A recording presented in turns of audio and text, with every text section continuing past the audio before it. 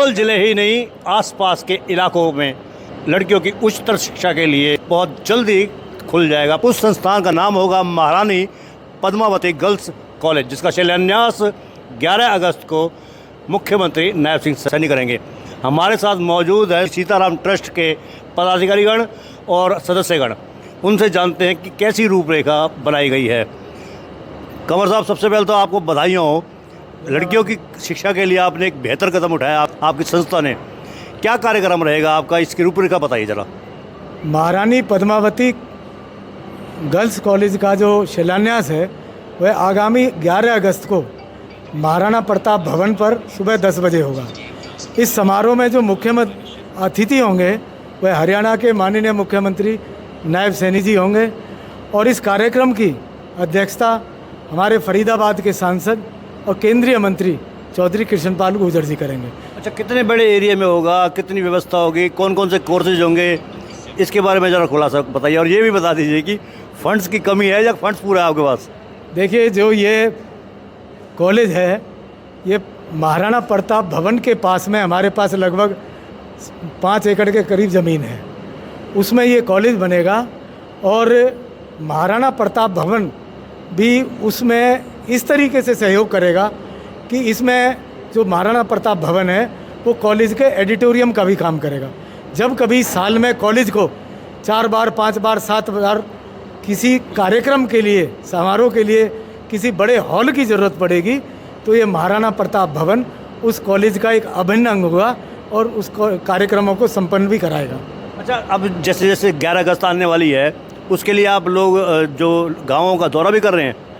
देखिए, ये जो कॉलेज बन रहा है ये सर्व समाज के लिए बन रहा है और हमारी जो बहन बेटियां जो उच्च शिक्षा से वंचित रह जाती हैं उनके लिए ये प्रकल्प प्रारंभ किया जा रहा है। हम सर्व समाज को आमंत्रित करने के लिए सब गांवों में जाएंगे और पलवल शहर के गली मोहल्ले में जाएंगे और सभी को इस समारोह के लिए आमंत्रित करेंगे। अच्छा, स्कूलिंग लाइफ के बाद जब कॉलेज लाइफ चुननी होती है तो ज़्यादातर का सपना हो जाता है डीयू में जाना। डीयू में कन्वर्ट हो जाते हैं हरियाणा के स्कूल, ख़ासतौर से पलवल ज़िले के स्कूलिंग के छात्र जो पास आउट होते हैं 12th के। तो क्या लगता है कि इसके कॉलेज बनने के बाद ऐसा ट्रेंड ख़त्म होगा? देखिए, मैं आपकी जानकारी में बताता हूँ कि जो हमारा पलवल ज़िला है इसमें प्राइवेट स्कूल और सरकारी स्कूलों से लगभग 30 से 35 हज़ार बच्चे साल में 12वीं क्लास पास करते हैं और हमारे ज़िले में जो डिग्री कॉलेजों की जो सीटें हैं वो चाहे प्राइवेट कॉलेजों में हो चाहे सरकारी कॉलेजों में हो वो 16-17 हज़ार के करीब बैठती हैं। तो लगभग ऐसे हमारे 18-20 हज़ार बच्चे ऐसे हैं जो 12वीं करने के बाद उनको पलवल ज़िले के कॉलेजों में दाखिला नहीं मिलता है। जो संपन्न परिवार के बच्चे हैं वो फरीदाबाद, दिल्ली या जो ज़्यादा मेरिट के बच्चे हैं वह बड़े संस्थानों में चले जाते हैं जिनमें डीयू भी एक शामिल है।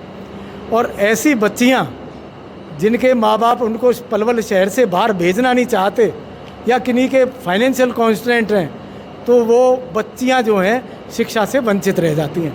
हमारा उद्देश्य यही होगा कि ऐसी जो हमारी बच्चियाँ जिनको यहाँ सीट कम होने की वजह से एडमिशन नहीं मिल पाता है उनको यहाँ पर एडमिशन मिले और वह उच्च शिक्षा अपनी प्राप्त करें। अच्छा, जैसे बाहर हमने देखा है महाराणा प्रताप की एक प्रतिमा बहुत शानदार लगी हुई है, इसके बारे में आपने जिक्र किया था प्रेस कॉन्फ्रेंस में कि इसकी सेल्फी खींच कर ले जाते हैं लोग और जो वैवाहिक कार्यक्रम होते हैं उसमें भी लोग यहाँ पर सेल्फी खिंचवाना भी पसंद करते हैं। इसकी खासियत क्या प्रतिमा की? देखिए, प्रतिमा की खासियत ये है कि उत्तर भारत की पहली प्रतिमा है जो गन मेटल की बनी हुई है। हमारे यहाँ बहुत सारे महापुरुषों की प्रतिमाएं लगी हुई हैं, वो ज़्यादातर जो होती है फाइबर की बनी होती हैं।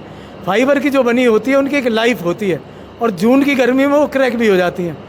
यह गन मेटल की प्रतिमा है जिसमें 8 मेटल मिलाकर 1400 डिग्री टेम्परेचर पर उनको उबाला जाता है और जब इस प्रतिमा का निर्माण किया जाता है। ये वही मेटल है जिससे बंदूक, पिस्तौल वगैरह बनती है, जब भी इसको गन मेटल कहा जाता है।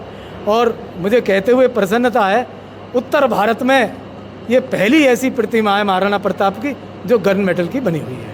अच्छा, हमने बाहर आते समय ये देखा प्रचार वाहन खड़ा हुआ आपका जी। उसका पूरा ऐसा लगता है कि जैसे राजनीतिकरण कर दिया गया हो। पूरे जो विधायकों के फ़ोटो लगे हुए हैं, मुख्यमंत्री के फ़ोटो लगे हुए हैं, प्रधानमंत्री के फ़ोटो लगे हुए हैं। क्या विपक्ष के नेता नहीं आ सकते, इसमें शामिल नहीं हो सकते थे?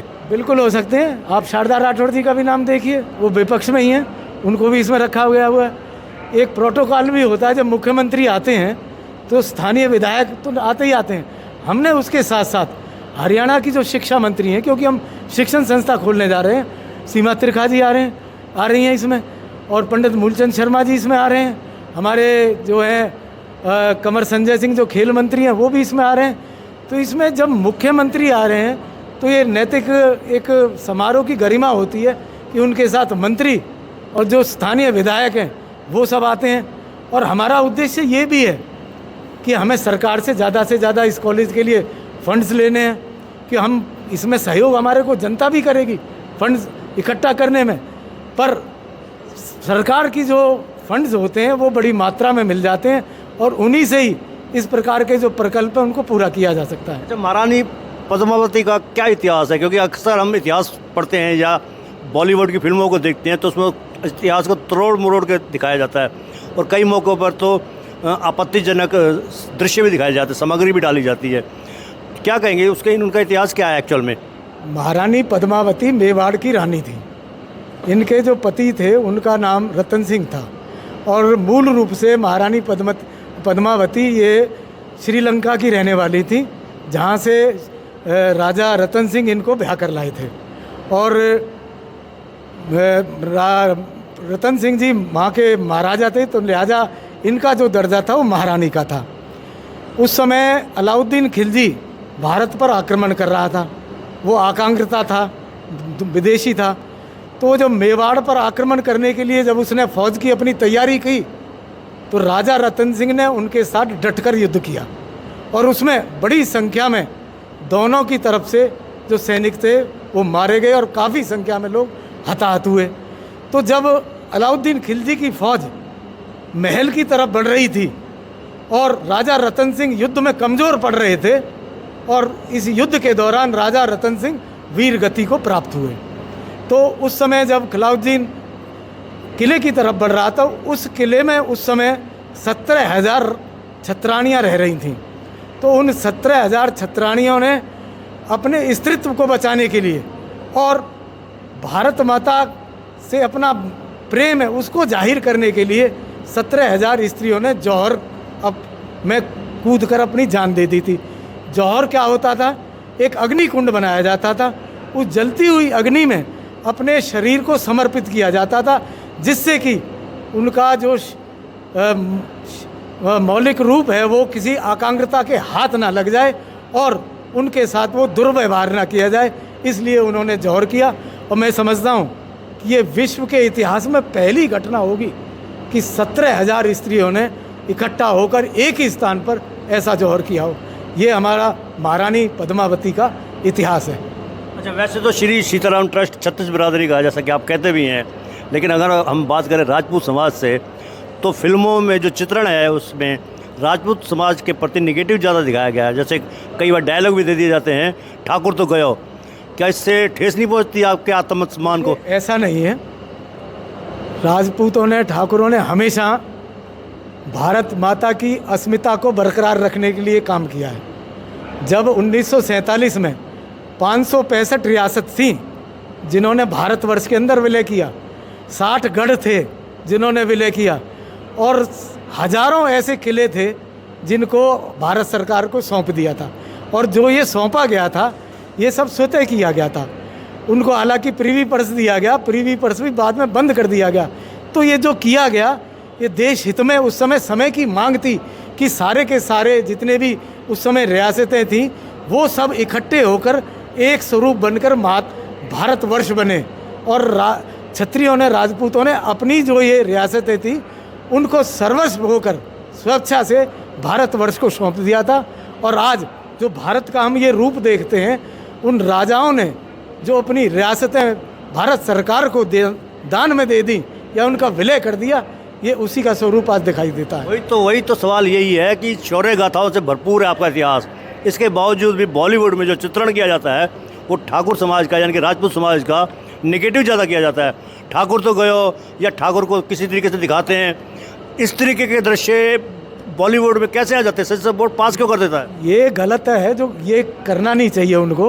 और मैं कहता हूँ कि क्षत्रियों को ही नहीं, किसी समाज को भी इस तरीके से उसका नेगेटिव नहीं दिखाना चाहिए। मैं तो एक बात आपको बताना चाहता हूँ, जैसे राजपूत राजा कोई भी रहे, उन्होंने सर्व समाज के लिए काम किया और सर्व समाज को लेके चले। महाराणा प्रताप जो थे, उनके जो सबसे बड़े सेनापति थे वो एक मुसलमान थे, हाकिम शूर खान। उनके जो फाइनेंस मिनिस्टर थे वो बनिया जाति थे, अग्रवाल समाज के थे। महाराजा, उनको भी राजा कहा जाता है, भामाशाह जी। इस प्रकार से जैसे उनकी फौज थी, फौज में सबसे ज़्यादा जो सैनिक थे वो भील समाज के थे, और भील समाज ने उनके साथ युद्धों में बड़ा साथ दिया। मैं ये जो कह रहा हूँ कि महाराणा प्रताप 36 बिरादरियों को लेकर उन्होंने अपना राज चलाया, और 36 बिरादरियों को लेकर उन्होंने मुग़लों से, राजा महाराज से, अकबर से उन्होंने डट कर युद्ध किया। अच्छा, महारानी पद्मावती गर्ल्स कॉलेज का शिलान्यास तो 11 अगस्त को हो रहा है, लेकिन इसका पदार्पण कब होगा, यानी कि उद्घाटन कब तक हो जाएगा? देखिए, हमारी कोशिश ये रहेगी कि जैसे ही इसका शिलान्यास होता है उसके बाद हम इसका निर्माण प्रारंभ कर दें, क्योंकि ये एक सामाजिक प्रकल्प और एक संस्था कर रही है। तो संस्था समय समय पर अपने साधनों को इकट्ठा करेगी, पैसा धन जुटाएगी। जिस प्रकार से हमने महाराणा प्रताप भवन बनाया, इसमें सब लोगों का सहयोग था। उसी प्रकार से हम पलवल के और आसपास के क्षेत्रों का सबका सहयोग लेकर इसका निर्माण जो है अविलंब इसका प्रारंभ कर देंगे हम। तो ये थे हमारे बीच में श्री सीताराम ट्रस्ट के प्रधान डॉक्टर हरेंद्र पाल सिंह राणा, जो कि ये कॉलेज निर्माण कमेटी के प्रधान भी हैं, संस्थापक अध्यक्ष हैं। उनके साथ पूरी टीम है, कंधे से कंधा मिलाकर डटी हुई है। और डॉक्टर राणा ने कहा है कि ये रानी पद्मावती कॉलेज जो है गर्ल्स के लिए बहुत बेहतरीन साबित होगा। आसपास के ज़िलों के कन्याएं भी इसमें हासिल कर पाएंगी शिक्षा। डीयू में कन्वर्ट नहीं हो पाएगा, क्योंकि यहाँ कॉलेज की सुविधाएं इतनी होंगी कि अपने आप ही फर्स्ट चॉइस बन जाएगा गर्ल्स कॉलेज। बहरहाल, आप हमारे चैनल को लाइक करें, फॉलो करें, कमेंट बॉक्स में प्रतिक्रिया दें, लिंक को ज़्यादा से ज़्यादा शेयर भी कर दें। धन्यवाद। जय हिंद, जय भारत।